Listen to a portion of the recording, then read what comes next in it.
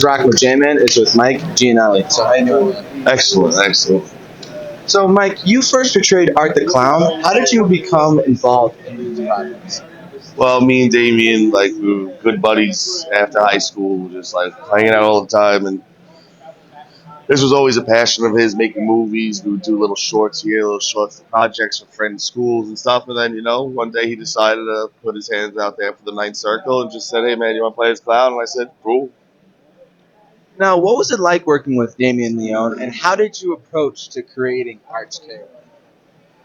Oh, working with David, I mean, brilliant guy, fun guy, always makes you laugh. He created most of what art became. Like, his was all his, the way the face was shaped, the way he moved, some of that. I put little nuances in just because of, like, I guess, kind of get lost in it maybe. But mostly it was just Damien that shaped it. That's why it was pretty easy for David to take over it to stay basically the same. All Hallows Eve brought Art to a wider audience. What was your experience filming this anthology? Well, we had filmed the Ninth Circle the first years before, and then we did the Terrifier short, and someone approached Damien about putting the Terrifier short in an anthology film with two other short films with different directors, and Damien mentioned that, well, I had this film I made a couple years ago, so we already had those two, and then there was the middle one with the alien, and then the wraparound story. So it was filmed over many years, but the filming the actual wraparound story was fun to get back in the costume after a couple of years away from it. How did you prepare for the physicality and intensity required for Art's role?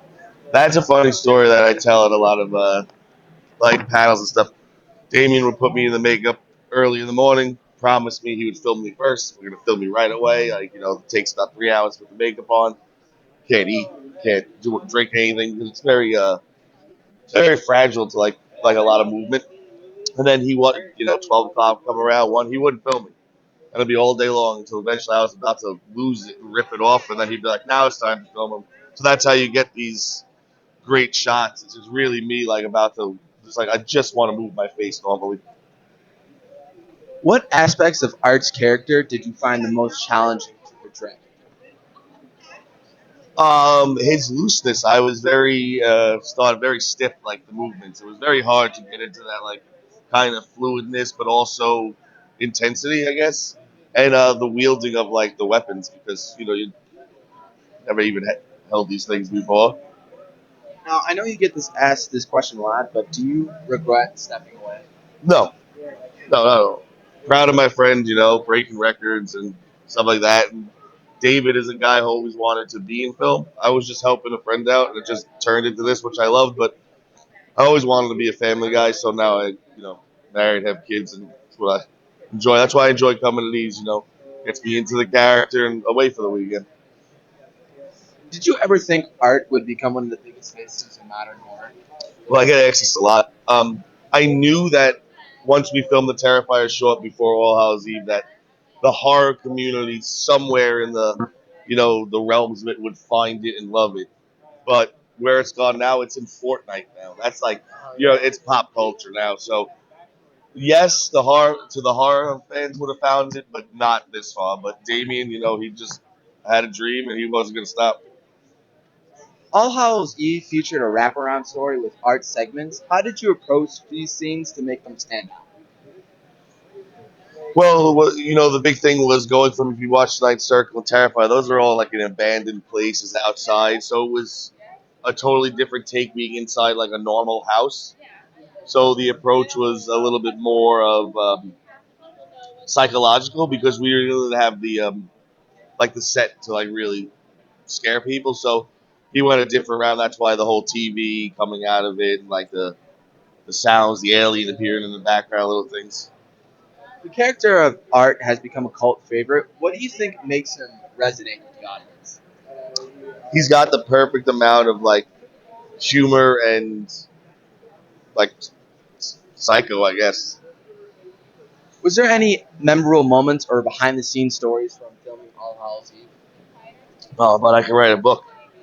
I write a book. Yeah, like so much stuff. Just the way like you start saying things and just laughing and just being on a set like this with all this gore and have Fleetwood Mac blasting in the background and like yacht rock. It was just a bunch of friends just hanging out and just having a good time. So it was all fun. How do you feel about the evolution of Art's character in later films, especially with David Howard Thornton taking over the role? Oh, I love it. I think he brought it to another level. Like, I always say to people, like, do you regret not doing it? Like, and I honestly can answer, how do I know it would have gone as far with me?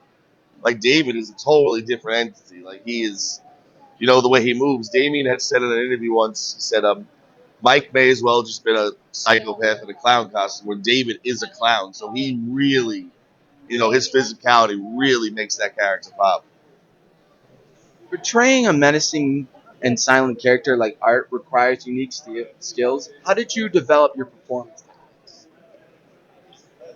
Like I said, just being in that makeup for way too long, it really gets to you. David loves it. I was not a fan of it. Was there specific inspirations or influence that shaped your portrayal of Art? Oh yeah, Michael Myers, the slow stalking, to like the Freddy Krueger aspect of just the kind of taunting people. He's just a conglomeration of just everything that like a horror character should be, I guess. What impact has your portrayal of Art had on your personal life and career? Like I said, I let it. I didn't take the role to do it. I was working then. I'm a stay-at-home dad now. I mean, this stuff gives me a little recognition here, a little recognition there, and I always joke about my favorite thing to come out of it is my Xbox gamer tag. Off the clown. Go look it up. You can see it 17 years ago. So Looking back, what are you most proud of regarding your work in horror films? that I was able to. It's.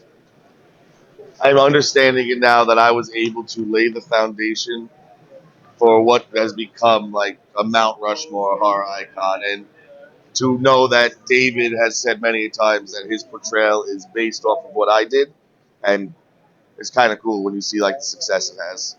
What's your most memorable fan interaction you've ever had? Oh, fan interaction! One of my first conventions, I met this dude named Stinky Pete. What up, Stinky Pete?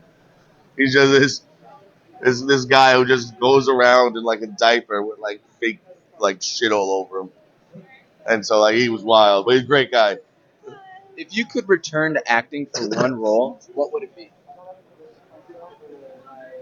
But probably maybe just a cameo in four, or maybe one day to jump back into the costume again, to the makeup again. If you were on death row, what would your final meal be? Oh, oh, okay. I just was having this talk with my wife recently. Now I'm gonna forget what it was. That throw me off quick off the top of my head. Oh, that's a tough one. Good old fashioned. I just have to say spaghetti and meatballs with a side of garlic bread. What's your annoying habit? Everything. My brain never stops. I'm a constant mover. And cigarettes. That's a bad habit. What was your first major purchase?